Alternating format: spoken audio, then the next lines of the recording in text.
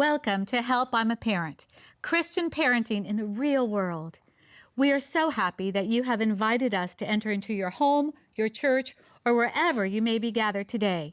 We are delighted that you have joined us on this program as we discuss your God-given role of parenting. We are your hosts, Drs. Claudio and Pamela Consuegra. Together we serve as the Directors of Family Ministries for the North American Division of the Seventh-day Adventist Church. We believe that one of the most important roles you will ever play is being a parent. In the midst of a secular society, it's easy to leave God out of the training of our children. The purpose of this series is to not only put God back into that equation, but to place Him at the very center. Parenting stretches us and shapes us like no other experience on this earth. It is a sacred responsibility, and there's no higher calling. It is a calling that has its share of joy as well as its challenges. It is a calling that demands a big investment on your part if it is to yield results.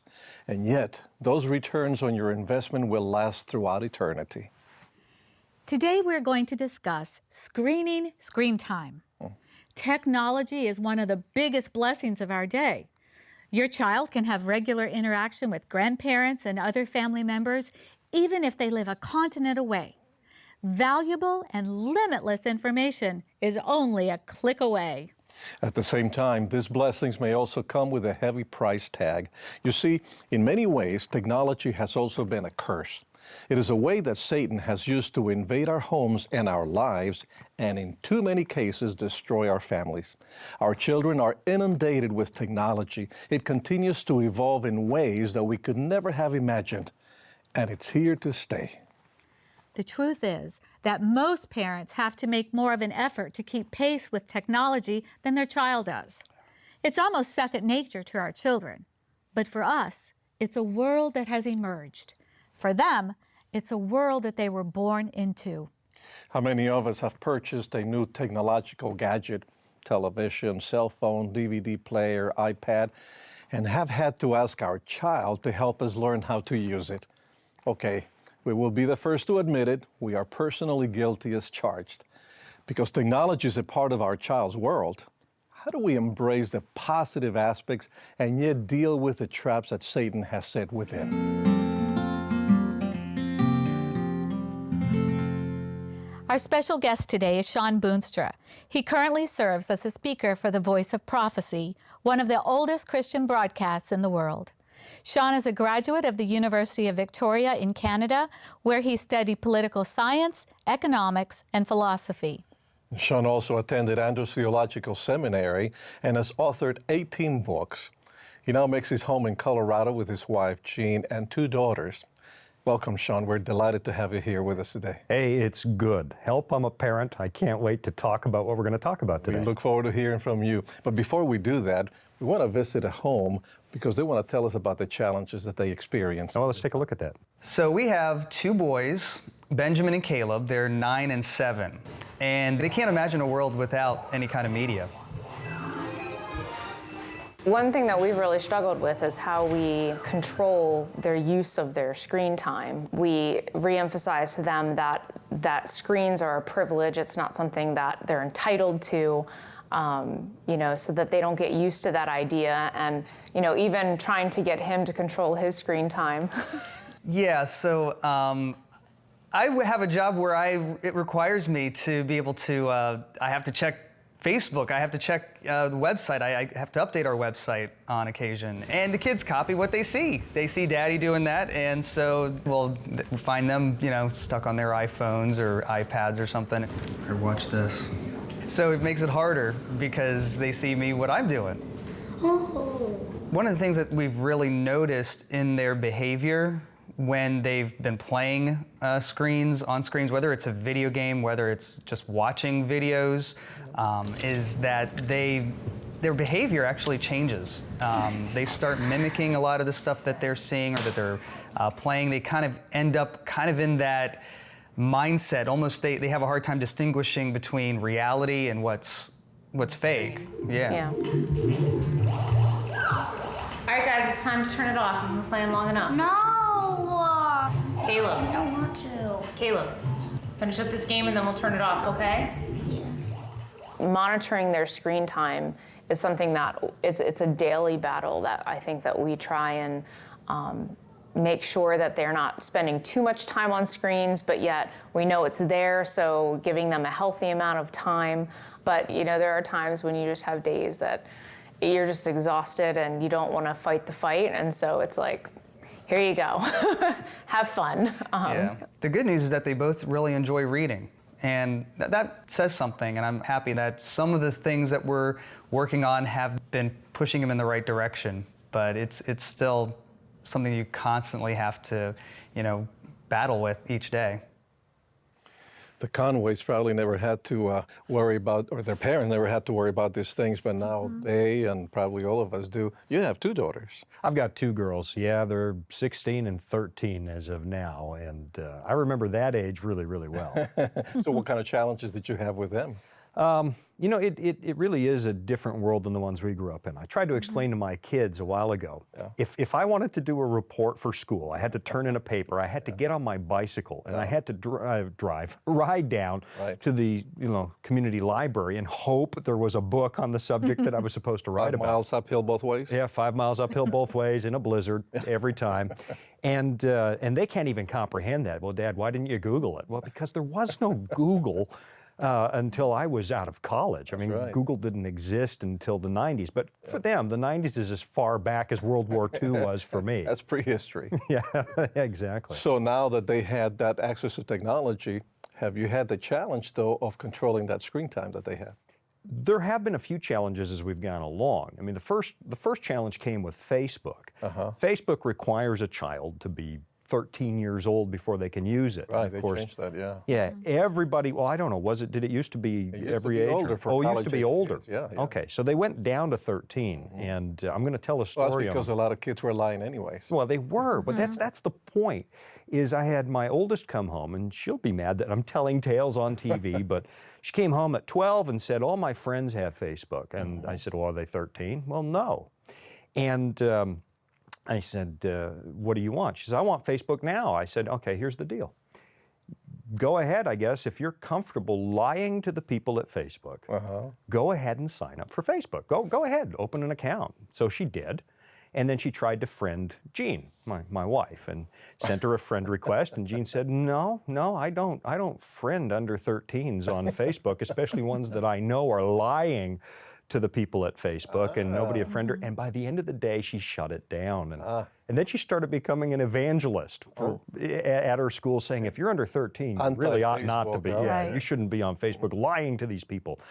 But I think the thing we did was let her do it. I mean, I expressed my disapproval. Look, we don't lie in this family, but I guess if that's the choice you want to make, Right. go ahead. So you were still giving her the choice. Always. I mean, God gives choice, right? Adam and Eve in the garden, God says, look, if you eat from this tree, you're going to die. But he doesn't build a fence around it. Right. He says, go ahead and do it if you like, but here are the consequences. And that's what we do. So that was a 13, but now she's She's 16. 16. She's 16, yeah. So has she changed her mind, or is she now able to have Facebook and? She's got Facebook. She's got Facebook and Twitter, although I've been told now Facebook's for old people. Instagram is Yeah, the way to that's go. Here's how we handle that in our home.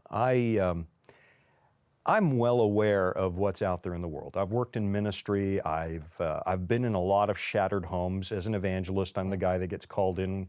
I mean, they tend to come to my evangelistic meetings when their world comes unraveled and something goes really, really wrong.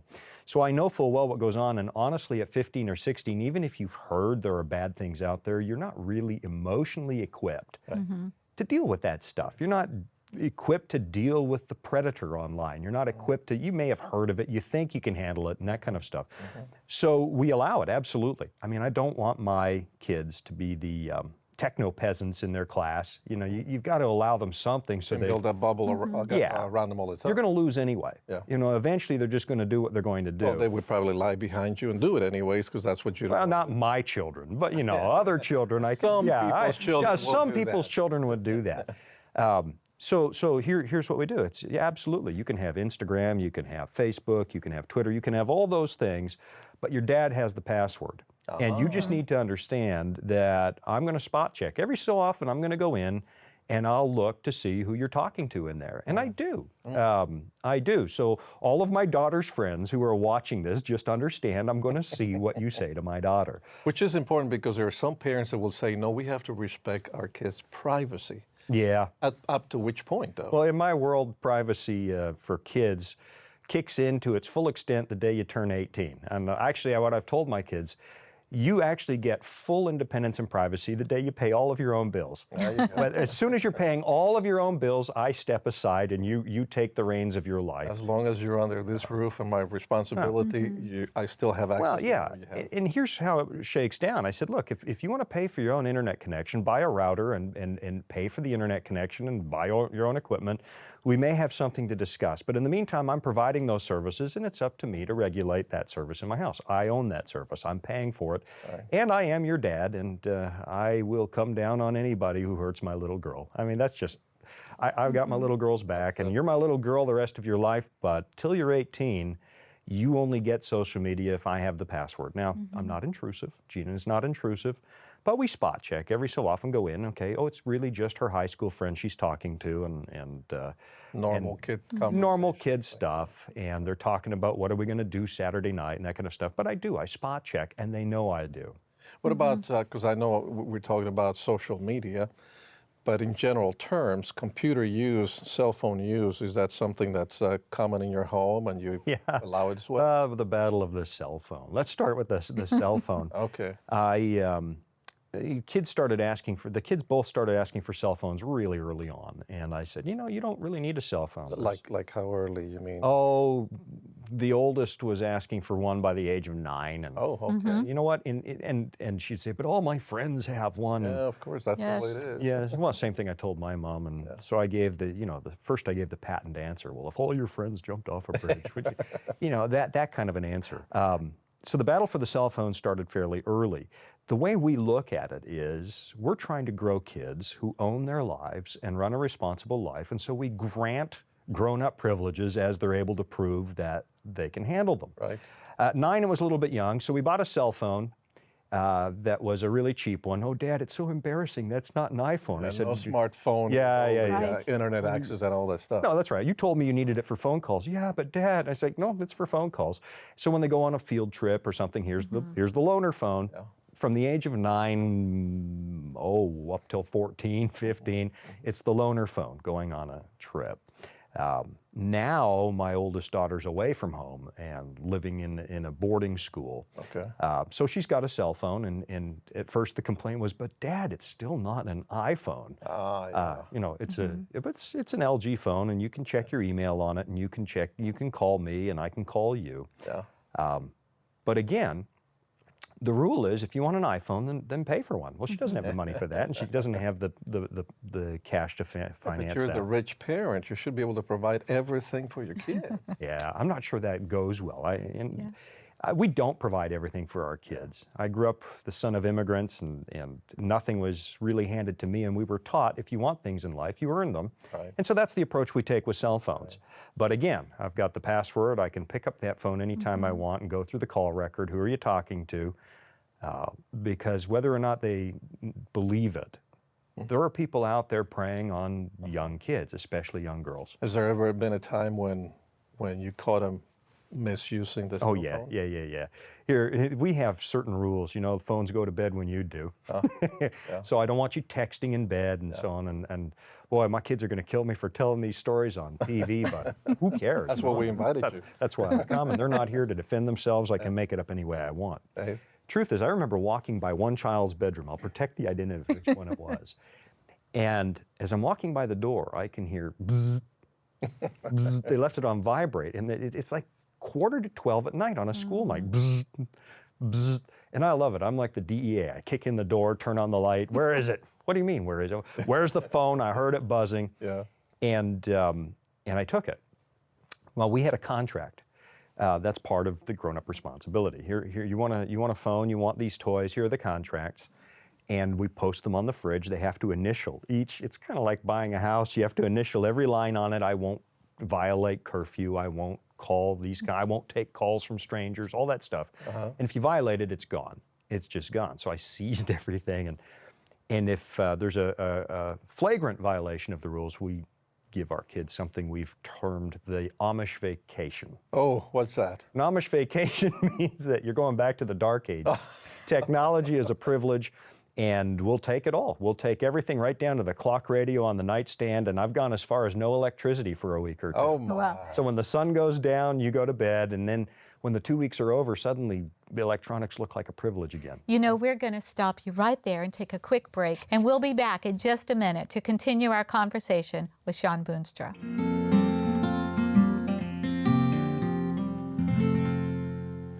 You can probably already tell that we will not be able to cover every area, every concern, or every question you may have in the short time that we have together. Parenting will continue to produce new challenges and new questions every day. As our children grow and change, so do the parenting challenges we face. And therefore, our goal is to continue this conversation with up-to-date resources and practical parenting tips that you can apply in your day-to-day parenting journey. We will do this online via our website, www.helpimaparent.org. And there you may keep up to date on all of our newly released parenting resources, supplemental products, and even find additional materials to download free of charge. You're also invited to submit any questions that were not answered for you, subscribe to an electronic newsletter, read a blog for parents, and much more. Again, the accompanying website is helpimaparent.org. And in addition to that website, we also have a Facebook page where we post daily words of encouragement and resources. So look us up on Facebook, Help, I'm a Parent. And remember, share that Facebook post with the friends in your social network. It is our desire that this resource will assist you in your God-given role as a parent by using principles that are firmly grounded in the Word of God. Now let's get back to our conversation with today's guests.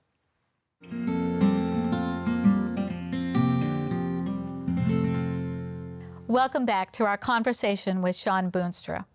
Shawn, right before break, you were talking with us about contracts in regards to screen time. Absolutely. Talk to us a little more about that. Well, contracts are going to be a part of real life eventually anyway. One day they're going to turn 18 and go out and get a real cell phone contract and have to live by those terms. So part of training a child to live in the grown-up world is to start experimenting it. That's the beauty of childhood. You get to live this at home. So we drop a contract for everything. Okay, you want this in your life, you want well, we don't provide iPhones, but you want this device, you want that device, and so on. Here are the terms. And here's what it looks like, and you're going to pay for part of it. You know, your allowance is X, and you're going to, if you really want this, you're going to pay a portion of it. We've made them purchase some of these things. Well, go out and earn it. And if they can't get a job, okay, you get minimum wage. We let them see what the real world is like. Go out there, I want that backyard cleaned up, and you get minimum wage until you have enough to buy that thing. Right. And then there's a contract. Here's how you may use it. Here's how you may not use it. You may not use it after curfew. You can't use it on this. So it's quite specific. Yeah, it's very specific. We lay out exactly how it's to be used, and if you violate it, you lose it. The same way, if I violate the terms of a contract I have with a cell phone provider, it's gone. They turn it off. So it's preparation for the real world. We're not shutting them out of things. The easy thing to do is say you can't have any of that. But then you turn 18 and you haven't developed any skills. And so it seems to me anyways, one of the logical consequences is if they break that contract, well, the cell phone service per se is discontinued. It's gone. That's right. And it's all laid out in the contract. Here's what happens if I violate the terms of this contract. So it's all clear ahead of time. And there have been violations. They're kids. And I love the fact that you've made your expectations as a parent very clear in writing. There's no wondering or guessing what it is. It's very clear. It's spelled out. I have another question I'd like for you to talk with us about. You've talked to us about some of your expectations in the home, but how do you handle expectations regarding screen time when your girls, for instance, may go spend the night at someone else's home? And they don't have the same standards that you have set in your home. They don't have the same standards for what's acceptable for TV viewing or video games. How do you handle outside of the home? So if the kids are going somewhere else and they're going to a birthday party and they're probably going to watch a movie there, here we have some choices. I can try and ratchet down a child's world so that they're never exposed to anything out there. What typically happens then is then they go and experiment at 21 outside of the home. instead of at 14 and 15 and 16 when we're there. So if I think that's going to happen, if it's really raunchy, I said, just give me a call. You know, if it's, but they don't have friends like that. We know who they are. But we do this. I say, you may see something, but what you and I will do is let's talk about the difference that you saw in that program and what the biblical worldview is, and we'll discuss it. So there's enough liberty to make a mistake or feel uncomfortable. I say, if you feel uncomfortable, let's talk about it. What did you see in that movie that we would never watch, and why do you think we wouldn't watch it? I've never really run into where that's really raunchy, but there's where the cell phone would come in handy. Something's going down, give me a call, Dad will come pick you up. Yeah. And you say that one of your daughters is in a boarding school. Yep. So how is that changing, or how has that changed as far as controlling or not being able to control how he uses screen time? It's a beautiful thing. They have tighter regulations in the dorm than I ever do. I mean, their internet service goes off at 10 o'clock at night, but so does mine. You know, we have the router set so that they're blocked out after 10 p.m. And the same thing is true in the dorm. So that's another guideline that you can offer parents. You don't have to have the router open all night long or 24 hours. There's a time at which you don't need to be online no matter what. Many routers have more than one account, a main account and a guest account. And the guest account, you can have that turn off at 10 p.m. As they get older, they've learned to live within their boundaries, and that hasn't become nearly as much of an issue. But early on, 10, 11, 12, how much self-control do you have? And so it just turned off at 10 p.m. Yeah, that's good. And you also mentioned, you know, because I want to emphasize some of these things, that the fact that kids ask for a cell phone doesn't mean that they have to have a cell phone. Oh, no. Or if they have to have a cell phone for emergency purposes, that doesn't have to be one of those that has access to everything, the internet and all those. It could just be a calling phone. That's right. And if it's really just for safety and communication, then that is enough. Oh, but I'm so embarrassed. And you know, I've had the kids say, but my friends have the latest and greatest. And I remember one occasion I said, look, one day you probably will be able to afford that. Let me show you something. And I walked a child into the garage and I said, look at our cars. Some of those are 15 years old or older. Why do you think we drive older cars like that? And they said, well, I don't know. I said, it's so that you can have some of the things you need in life. We don't buy the latest and the greatest. That's not responsible. That's prioritizing. Yeah. One day you can make the decision on your budget whether or not you need that. Yeah. But on my budget, we are good stewards of what God has given us. Some things are more important than having a new car or the biggest, brightest thing. That's right. And so we're really trying to teach those values ahead of time, including budgeting. And, you know, if they want something, we make them budget it. And how do you plan to contribute your portion of it and so on? Right. We have single parents, obviously, that have special challenges. And as you know, kids seem to be getting older at a younger age. Oh, do they? Are they ever? Yeah. 18 years old asking for a cell phone several years ago. Now it's 9 years old or 6 years old. Especially single parents feel guilty that I'm not providing all that my kids need or want. What would you say to a single parent that struggles with giving them technology? I think what is and I'm not a single parent, so it's hard for me to identify entirely. Jean, to some extent, is alone a lot. In past years, I was on the road 200 days a year. She could probably answer that for you a little better. But my thought is this. What is your objective as a parent? My objective as a parent is to turn out kids when they're 18, 19, 21 years old who will make it in the world and be responsible and capable of handling themselves. Right. That's the job that God gave me. God didn't give me the job of entertaining those kids. God didn't give me the job of making sure they had everything or feel secure, yeah. Provide for them, yes. The Bible's clear about people who don't provide for their children, but that means taking care of them. But at the end of the day, what's God asking me to do? That's not my child, it's His child. Right. And my job is to turn them out at 21 to the best of my ability as a responsible young adult who knows how to make good decisions. And I don't need them to like me all the time. As opposed it's to okay you making their decisions all the time. Yeah. If you make the decisions for kids all the time, they'll never learn to make them. So I even let them make bad ones once in a while and reap the consequences of it. Sure. That's in a little petri dish where we're in a lot of control in childhood. Make the mistakes here and we'll talk about it. Right. When you're 21, you're ready for life, or 18, or whenever that is. So give our parents just a couple practical ideas. How do we teach them discernment? Because as you know, you don't always have to go looking for pornography or any inappropriate content. It will find you. That's right. It will come to your email inbox without you looking for it. So how do we teach our children that age these principles of discernment that you're talking about? Well, one of the first things is really there is no internet in the bedrooms or anywhere else. All the internet happens in our kitchen and around the island in our kitchen. It's always in a public place. I'm always watching. I have the passwords to email and all that stuff, so I can spot check. Not because I don't trust my kids, but because I don't trust the world. That's right. And so internet happens in a public place. It always happens in a public place. We don't lock it away in a bedroom. It's not behind a closed door because I'll be there to talk about it. And it does happen. My kids stumble across things. Somebody will try and make contact with your young daughter online. At that point, I take over when I see that happen. And it has happened. And I text the guy back, this is Dad you're talking to now? And one of us might be going to jail if you keep this up. I'm serious, but I show them, You have look. to protect your kids anyway. And then we sit down and talk. Responsibility. Hey, what do you think that guy was really about? Why is a 20-something-year-old talking to a 14-year-old girl, do you think? And talk it through, and I'm honest about it. Yeah. I tell them the truth about what's out there, and then we demonstrate. Yeah. Sean, it's been good talking to you and of your experience. I love the personal stories that you have told us. Your girls might not like. No. We I'm going to have enjoyed them. I to take them out for ice cream or something. There you go. Thank you so much for joining us on this particular program of Help, I'm a Parent. Great to be here. And we want to thank you for joining us as we explored some of the challenges involving all of the screens that invade our homes. We also want to remind you to visit our parenting website, helpimaparent.org.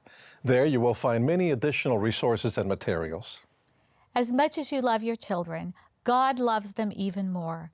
He has appointed you as their steward, their caretaker during their lives here on earth, but more importantly, He has entrusted you with the task of preparing them for their forever home in heaven with Him. God never said parenting would be easy, but He did say He will never leave us or forsake us. The Creator who knit our children together in the womb and has numbered the very hairs on their heads holds the blueprint for their lives. Claim His promises and invite Him to co-parent with you. So join us next time on Help, I'm a Parent, Christian Parenting in the Real World, when we will discuss ways that we can instill healthy habits in our children. And until then, it is our prayer that God will grant you wisdom as you navigate this world of evolving technology with your child and attempt to screen their screen time. May Jesus be more attractive than anything that's on the screen. We pray that Jesus will be welcomed in your home today, and may your family glimpse His amazing grace.